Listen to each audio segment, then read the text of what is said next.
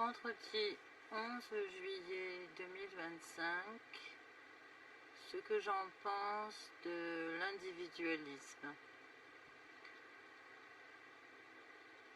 L'individualisme m'apparaît, à mes yeux, comme étant un des grands événements de l'existence de l'homme. Alors ça paraît un peu difficile à comprendre étant donné que l'on se perçoit comme une communauté, la communauté des hommes habitant sur Terre, mais dans le ressenti, il existe bien une grande quête existentialiste tournée sur l'individualisme. L'individualisme étant l'accomplissement de sa propre destinée pour les trois quarts des gens, et le droit d'exister en tant qu'être. Or, malheureusement, l'individualisme, c'est bien plus complexe, puisque nous savons maintenant que l'hermétisme est une des clés de compréhension de qui nous sommes. Si nous faisons office d'individualisme en constante, nous perdons en fait l'intérêt d'être justement électromagnétiques les uns par rapport aux autres. Nous considérons la relation avec l'autre dans le cadre de l'amour, puisque nous avons conscience que nous émanons quelque chose au moment de la rencontre amoureuse. Y compris aussi, quand je parle de l'amour en général, on pourrait aussi pousser et extrapoler jusqu'à l'amitié. Or, il se trouve que dans l'individualisme, le premier qui compte est soi-même. Auquel cas nous vouons un culte à ce que nous sommes en tant qu'être unique. Et là, cela nous renseigne de quelque chose, que Narcisse est le premier homme que l'on aborde. L'homme en général, celui qu'on rencontre, n'est pas assez crédité pour qu'on lui accorde la capacité d'être reconnaissable, et donc comme un semblable. Et lorsque l'on se retrouve face à Narcisse, qui est donc le reflet de sa personne, on considère que ce reflet est bien une personne qui est existante. Et on se considère donc comme individu existant, et on s'accorde le droit de la justification d'exister. Or, par nature ou par défaut, exister doit être signifié par quelqu'un d'autre. Auquel cas, c'est une deuxième personne qui doit venir signifier l'existence de l'individu. Donc l'individualisme est une sorte de problématique temporaire de la race humaine, on va dire de l'homme existant sur Terre, face à sa problématique de destinée. Qui l'engendre, où est-ce qu'il est engendré, pourquoi est-ce qu'il engendre. Et la reconnaissance en fait du semblable. Alors, le semblable, on sait qu'il n'existe pas. On est semblable. Dans quelle mesure doit-on s'assimiler à quelqu'un pour se dire qu'on est de même nature? Alors qu'on sait très bien dans le fond qu'on ne peut pas être de même nature qu'une deuxième personne, étant donné qu'on est unique quelque part. C'est pourquoi l'individualisme prône dans les trois quarts des raisonnements. Et pour dépasser l'individualisme, il faut être d'une communauté, appartenir à un groupuscule, avoir une action dans un groupuscule comme une action humanitaire, être intéressé par l'autre dans le cadre de sa fonction, ainsi de suite, mais ça ne change en rien la problématique de l'individu, ni de l'individualisme. C'est un passage obligé pour réaliser que nous existons. Le fait que nous réfléchissons, donc, va dans les deux sens, puisque nous réfléchissons aussi la lumière. Si nous sommes dans le noir et que nous ne réfléchissons pas la lumière, nous savons que nous sommes semblables, que rien ne nous distingue d'un autre si nous sommes dans une obscurité complète. Et c'est pourquoi nous cherchons à réfléchir quelque chose qui d'abord nous certifie que nous sommes bien ce que nous sommes. Et il y a donc quelque chose qui correspond au vieux fossile d'une phrase qui dit « Je suis un, mais toi aussi, tu es un ». Et auquel cas, cette découverte que un est aussi un est un perturbateur d'espace. Parce qu'on ne peut pas être à la place de un si on est un. Parce que si on est un à la place de 1, on annule le premier 1. Le premier 1 devient un 0 absorbé par le deuxième 1. Et dans cette quête dramatique de savoir qui est celui qui va absorber l'autre, on ne peut pas à chaque fois être vainqueur d'un combat inutile. C'est pourquoi le premier homme qui est certifié conforme est Narcisse, celui que l'on voit dans le miroir. Quand l'individu a réalisé que Narcisse était son vrai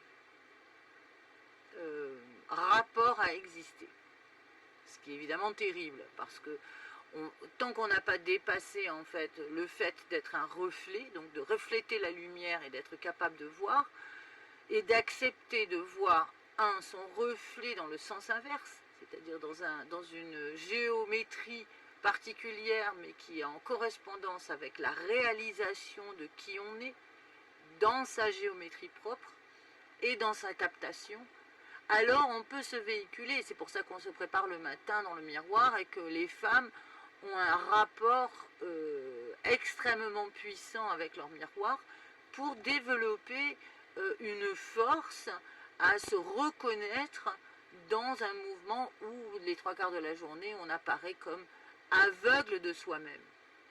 On ne se perçoit pas.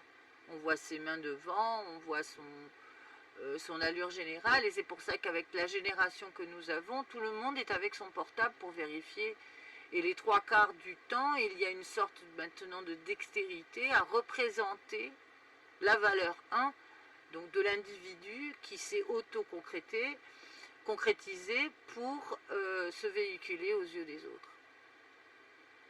Donc cet hermétisme, en fait, a provoqué aussi une scission dans ce qu'on appelle la logique magnétique. Et l'être humain essaye désespérément de comprendre quelle est la suite des événements si la nature globale de l'humanité ne se reflète pas dans quelque chose. C'est un peu la quête mystique qui est proposée par l'humain en général, c'est-à-dire dans sa globalité, comme une entité corps qui se cherche un justificatif à être dans une quête personnelle. Or, on sait très bien que l'individualisme ne peut pas être la solution.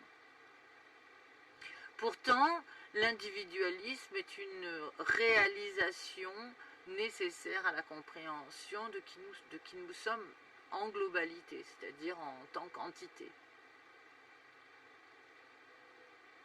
Donc voilà, nous avons la chance d'avoir procédé à la rencontre de Narcisse, qui est vaincu, pas entièrement, puisqu'il est aussi un autre, dans le sens où il est existant aussi quelque part dans une dimension, puisque en étudiant la physique quantique, on s'aperçoit que le fragment est quelque chose qui est tout à fait probable, et que donc nous sommes plutôt multiples, ce qui évidemment n'arrange pas la chose.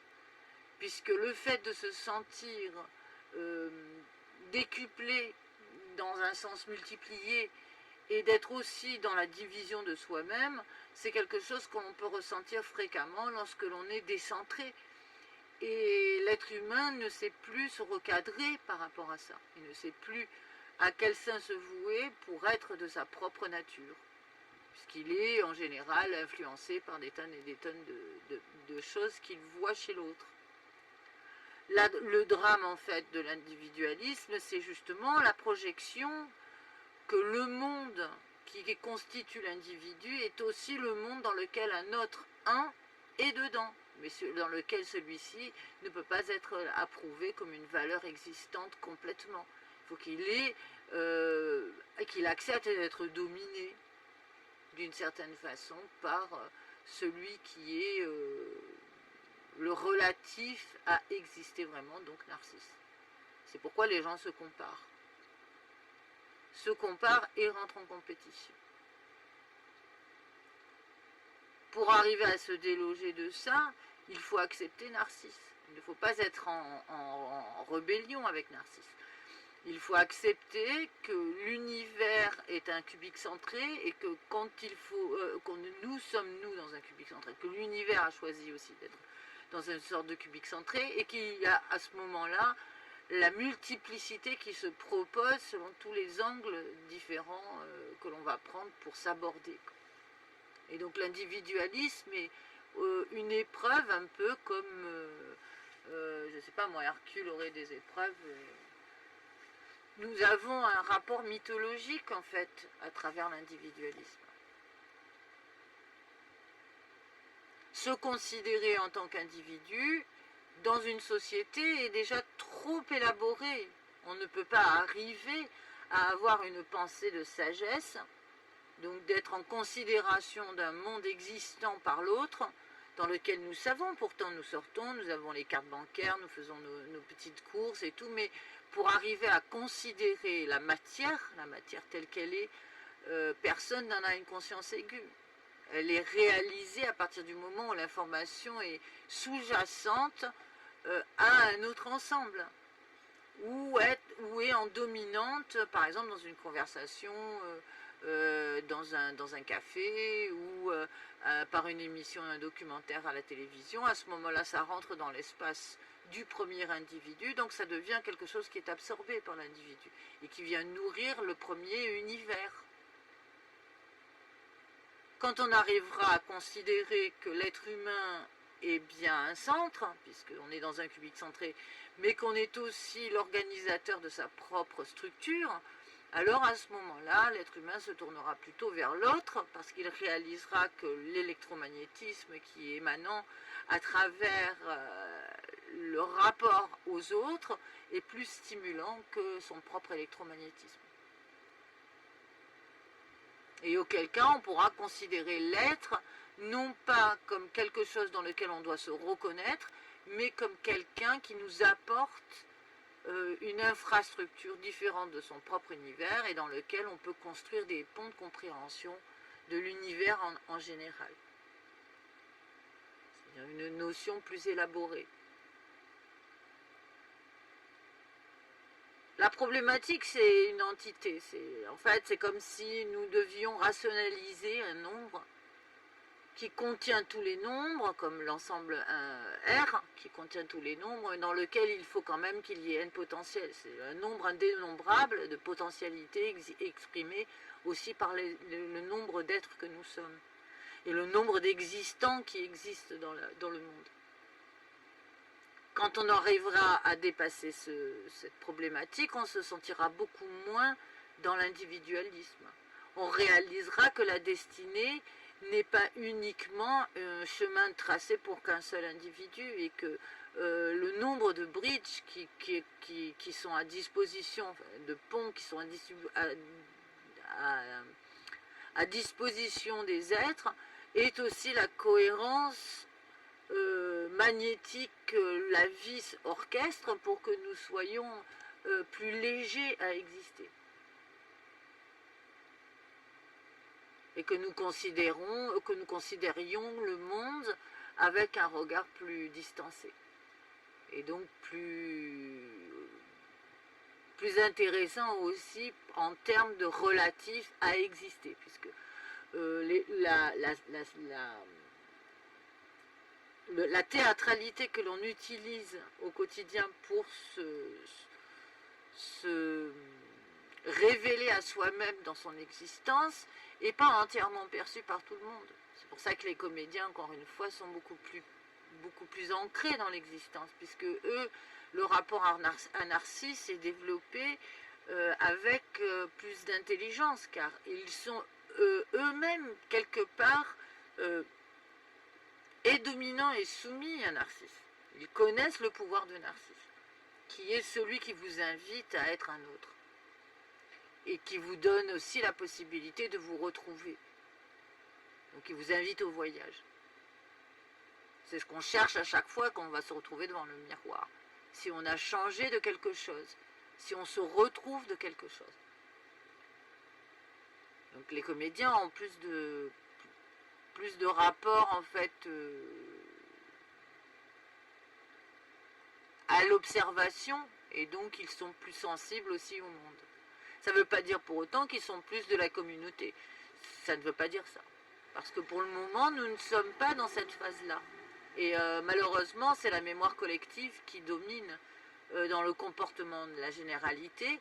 Et tant que la mémoire collective n'a pas enregistré des informations capitales sur comment distancer des événements et entrer dans la connaissance des choses à travers un nouvel angle, comme a expliqué Einstein avec la théorie de la relativité, on ne peut pas être délogé non plus de la complexité qui va avec, et des complications aussi qui sont générées par le résidu.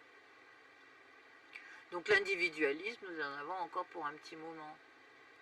Mais nous pouvons le modérer, le tempérer à des zones stratèges, comme par exemple dans le monde de l'éducation, en étant plus dans la compréhension aussi de ce qui est nécessaire à un individu pour se relativiser aux autres.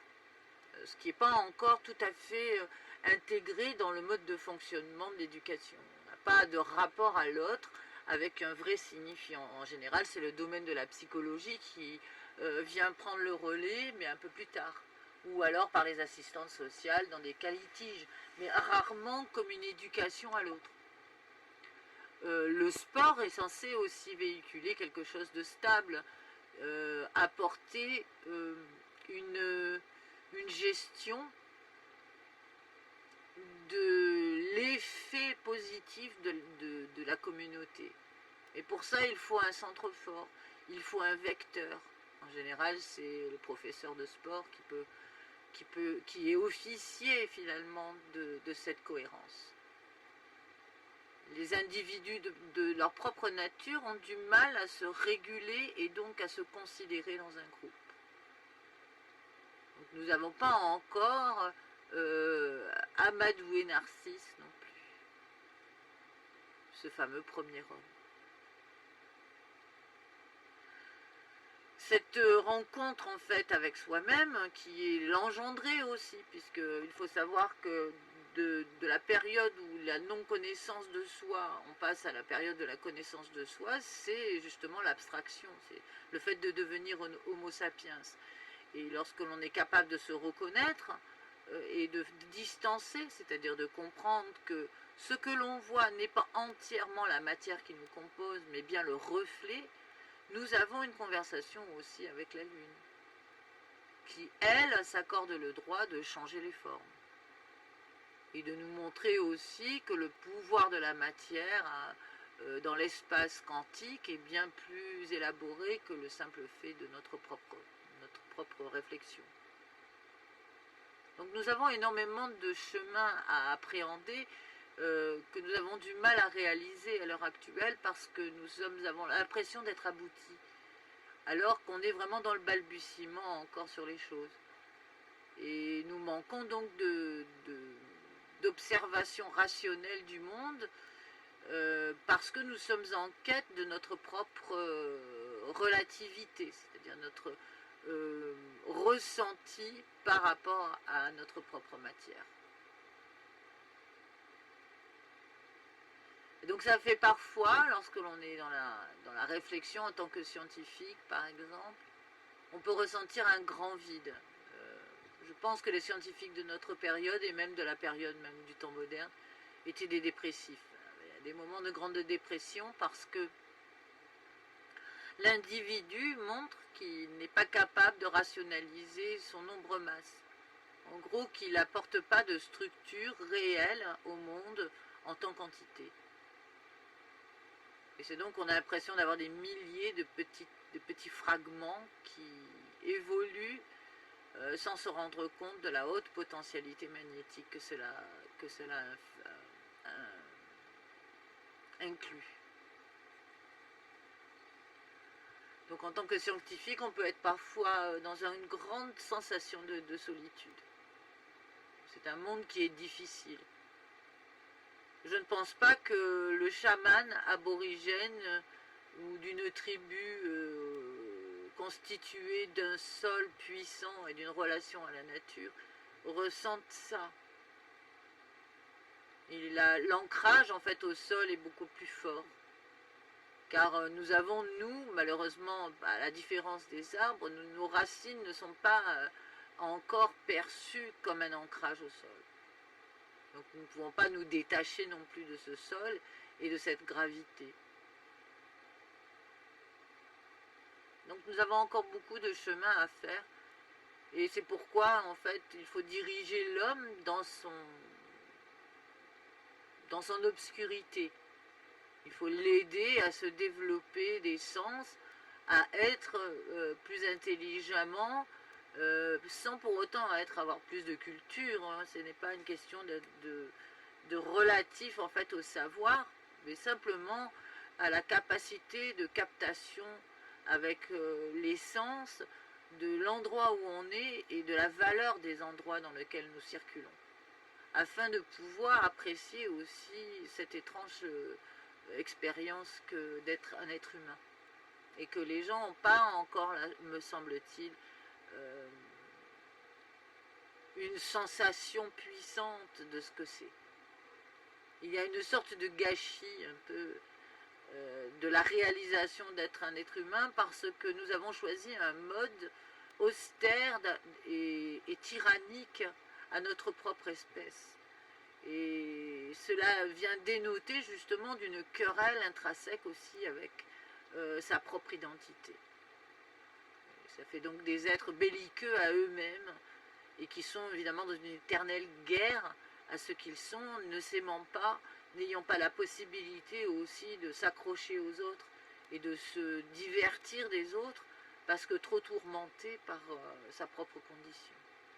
Donc il nous manque encore quelques rouages dans l'éducation pour être délogés de cette particularité qui est presque psychotique maintenant au XXIe siècle. On peut la tolérer à partir du moment où les éléments ne sont pas accessibles, mais maintenant avec les réseaux sociaux, le web, n'importe quelle somme informative est accessible. On peut entendre des sons de cloche de tous les pays, on peut faire des comparatifs, on peut faire de la distance entre une pensée et une autre. Des paradoxes jaillissent aussi des compréhensions, de certaines oppositions peuvent naître des conjonctions, et l'être humain ne s'accorde pas assez la réflexion de l'autre dans son parcours. Nous avons donc quitté ce qui a été mis sur la table d'études à la période des temps modernes et qui a été emprunté ensuite à la période des surréalistes qui, eux, ont voulu mettre à l'honneur cette véritable introspection de l'être, et nous avons perdu notre esprit dans la psychanalyse qui est devenue omniprésente et qui finit finalement par nous rabaisser puisqu'elle ne s'est pas entièrement mise à jour non plus. Et donc on ne peut pas prévaloir que le psychanalyste est le seul à pouvoir relativiser l'individu face à son individualisme. Surtout dans une société qui a choisi le commerce. Donc voilà, je pense que l'individualisme n'est pas une maladie, c'est une étape relative à la compréhension de qui l'on est, mais il faut faire attention parce que la première des règles d'un individu est justement d'être hermétique. Nous sommes tous constitués d'un langage unique, car personne ne peut se prévaloir de ressentir l'émotion qu'on ressent. Lorsqu'on va voir un film, on peut dire j'ai pleuré, j'ai ressenti énormément d'émotions, ça, mais on ne saura pas la qualité de l'émotion et on ne saura pas quelles sont les images clés qui ont généré ce sentiment. Est-ce que c'est réellement le film ou est-ce que ce sont des images associées, comme celles qu'on peut avoir eues dans sa propre existence et qui ont servi de relatif? Donc nous sommes dans un hermétisme constant et l'individu est en train de se construire. Il est obligé aussi de passer par un mode de construction de sa propre carapace, puisque nous avons aussi dans le système génétique une autre potentialité à être aussi un animal avec une carapace, ce que nous n'avons pas pour le moment, puisqu'on se fait mal, on cogne, on saigne. Donc, il nous faudrait une carapace pour pouvoir marcher en extérieur, au moins le minimum. On n'a pas, donc ça veut dire que c'est en construction. Peut-être qu'on sera un gros lézard plus tard et qu'on se sentira beaucoup mieux d'être un gros lézard. Pour le moment, on est une sorte de premier système existé qui commence à relativiser dans la partie architecte qui lui incombe. Mais nous n'avons pas encore les moyens de pouvoir s'autodéfinir par rapport à ça. Et c'est pourquoi l'individualisme est prôné à l'heure actuelle comme la dominante existait. Donc c'est pour ça que pour relativiser cette problématique, il faut rentrer dans le débat. Il faut accepter de redevenir philosophe de l'existence. Et d'accepter aussi que les scientifiques apportent des clés de compréhension sur des choses simples, sur de la technique à exister, notamment sur les systèmes des particules, etc., la fonction la vitesse et de la matière, pour qu'on puisse nous sentir aussi ce qui nous traverse et qui peut aussi être notre perturbateur. Si l'être humain n'aime pas être sur la planète Terre, il faut essayer de comprendre pourquoi. S'il ne s'aime pas, c'est qu'il ne se reconnaît pas dans ce qu'il est. A priori, il n'y a aucune raison qu'on ne se reconnaisse pas dans ce que l'on est. Encore une fois, il faut qu'il y ait une genèse de quelque chose. La genèse ne peut pas être une histoire mystique, relatée comme étant la genèse. Il faut qu'il y ait une histoire sur la génétique pour expliquer ça. Donc ça sera un peu la note un peu vibrante sur qu'est-ce que le futur proche dans le rapport génétique, puisque l'individu est constitué de ça, de génétique. Et donc si nous avons ce problème en fait de s'insérer dans une communauté, est-ce que c'est quelque chose qui vient aussi de notre capacité à être dans un rapport protéiforme à l'intérieur de notre propre gène? Que nous ne considérons pas le nombre comme quelque chose de signifiant. Ce qui évidemment est perturbant, puisque l'entité nombre est bien exprimée. Alors, je reviendrai peut-être un jour sur ça, sur la capacité de la définition, justement, sur la valeur 1.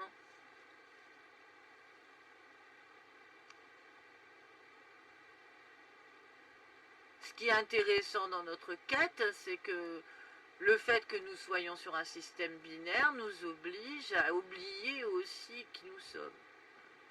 Ce qui se passe en général quand on est fatigué. Donc on peut se réveiller un autre le lendemain. Donc dans la quête de l'individu, l'individualisme est quelque chose qu'il faut réaliser comme une épreuve temporaire pour l'humanité, mais sur lequel la régulation, par la sagesse, donc la consécration des esprits forts, ceux qui sont censés être des pics émergents à travers la pensée, sont censés, eux, informer globalement aussi des effets aussi de la négativité de l'individualisme. Pour avoir une société un peu plus rationnelle, plus éduquée, plus appropriée aussi à la quête de qui nous sommes, puisqu'on ne peut pas déloger ça maintenant, c'est fini. Nous ne sommes plus le simplet du village. Nous ne pouvons plus nous cacher derrière ça.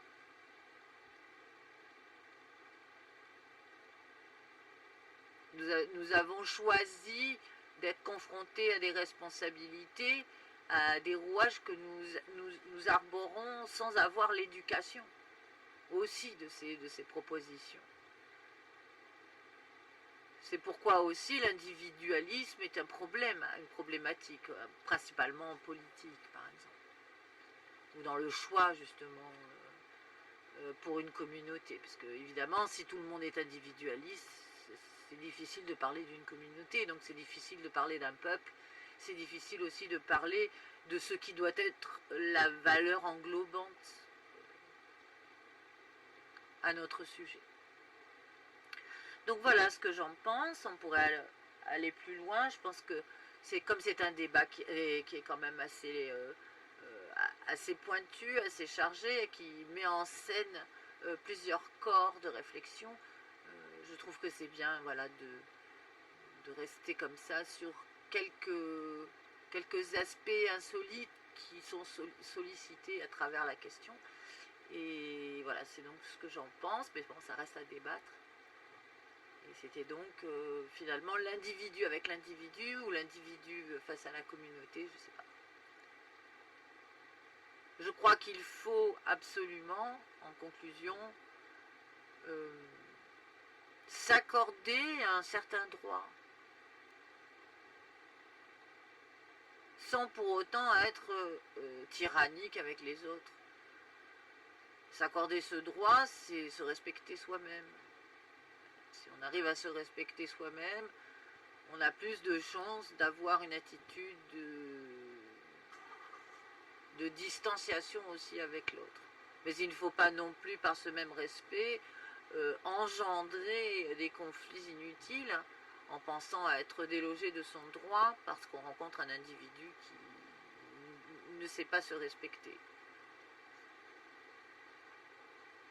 Nous avons encore beaucoup de chemin à faire sur la captation. Et je crois que la société éduquée, en fait, qui va vers la civilisation réellement, qui est civilisée, c'est une société qui s'est modernisée des préceptes élitistes et donc les rend plus accessibles à ce qu'on appelle la variation quotidienne de l'existence. Donc ça fait plein de choses. Je pense que plein d'opportunités peuvent jaillir de ça. Dans le monde de l'éducation ou même dans le relatif, dans le monde du travail, puisque dans le monde du travail, justement, l'individualisme est extrêmement puissamment évoqué.